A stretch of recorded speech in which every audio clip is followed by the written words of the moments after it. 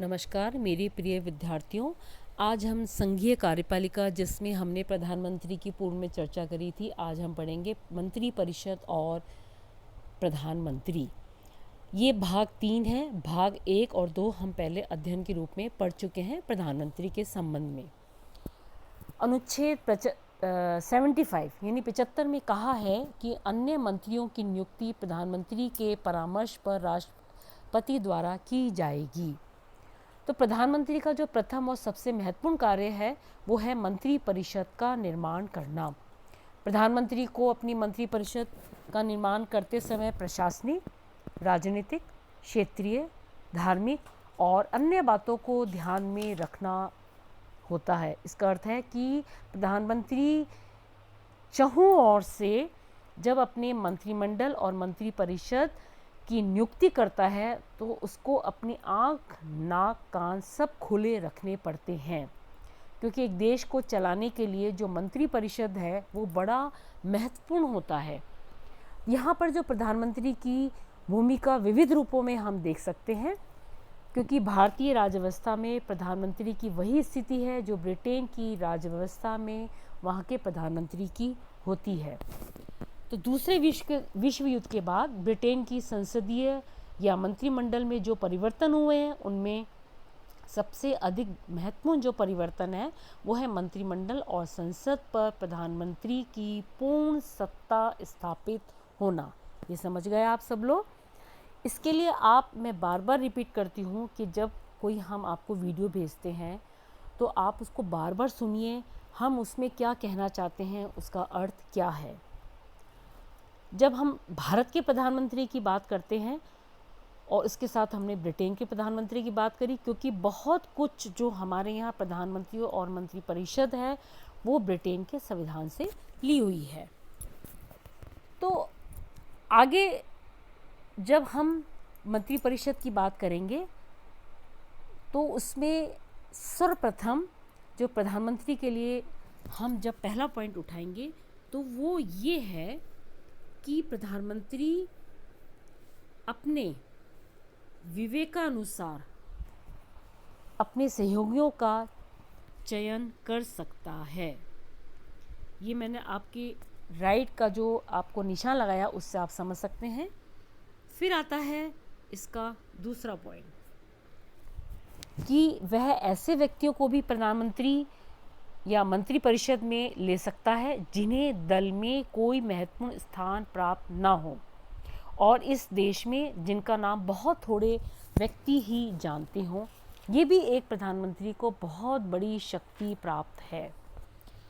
उदाहरण के लिए सरदार पटेल गृह विभाग लेना चाहते थे और पंडित नेहरू को बाध्य होकर उन्हें गृह विभाग देना पड़ा। ऐसे कई सारे उदाहरण हमारे यहाँ देखने को मिलते हैं। फिर आता है तीसरा पॉइंट कि प्रधानमंत्री मंत्री परिषद का निर्माण हो जाने के बाद मंत्री परिषद के सदस्यों के विभागों को परिवर्तित करने के संबंध में स्वतंत्र होता है। ये इसका था तीसरा महत्वपूर्ण अधिकार। फिर आता है मंत्री परिषद का निर्माण व मंत्री परिषद में परिवर्तन बहुत अधिक सीमा तक प्रधानमंत्री की इच्छा पर निर्भर करते हैं। हम यहाँ पे जो मैंने एक चित्र बनाया हुआ है, इस चित्र के माध्यम से हम ये समझ सकते हैं कि इसमें हमने प्रधानमंत्री को केंद्रीय स्थिति में रखा है और उसके चारों तरफ मंत्रिमंडल और मंत्री परिषद घूमते हुए नजर आते हैं।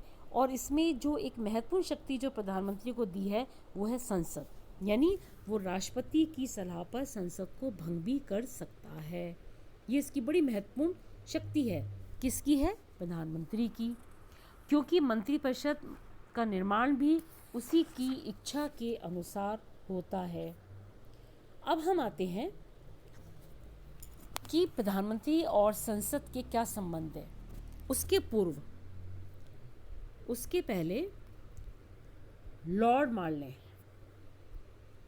यानी लॉर्ड मार्ले ने ये कहा है कि समकक्षों में प्रथम, तो बहुत बीते हुए समय की बात हो चुकी है, अब तो नक्षत्रों के बीच चंद्रमा है। ये इन्होंने एक शक्ति बतलाई है प्रधानमंत्री और उसके मंत्री परिषद की। जब हम प्रधानमंत्री और संसद की बात करते हैं तो संसदीय व्यवस्था में प्रधानमंत्री को का जो व्यक्तित्व है वो दोहरा होता है। पहला तो है मंत्री परिषद का वह प्रधान, और नंबर 2 लोकसभा का नेता होता है। और व्यवस्थापन संबंधी उसकी शक्तियाँ या उसके कार्य बहुत अधिक बढ़ जाते हैं। वो इस रूप में, ये मैं आपको ABCD के माध्यम से बताना चाहती हूँ कि समस्त कार्यवाही के संचालन में प्रधानमंत्री ही नेतृत्व यानी लीडरशिप करता है। B वार्षिक बजट सरकारी विधेयक प्रधानमंत्री के निर्देशानुसार तैयार किए जाते हैं और दलीय सचेतक द्वारा अपने दल के सदस्यों को आवश्यक आदेश देता है। D संसद का अधिवेशन बुलाने स्थगन करने का कार्य भी प्रधानमंत्री का होता है और अंतिम लोकसभा को विघटित भी प्रधानमंत्री राष्ट्रपति की सलाह पर करता है। तो ये थे व्यवस्थापन यानी प्रधानमंत्री और संसद की जो स्थिति है वो क्या है। मुझे उम्मीद है कि आप इस छोटे से वीडियो के द्वारा प्रधानमंत्री, मंत्रिपरिषद, संसद उसको आप समझने का प्रयास करेंगे, इसको फिर से आप पढ़ेंगे, सुनेंगे और इसको आप समझेंगे। तो आज हमारा ये जो अध्यापन का विषय था वो संघीय कार्यपालिका, मंत्रिपरिषद और संसद के संदर्भ में प्रधानमंत्री का था।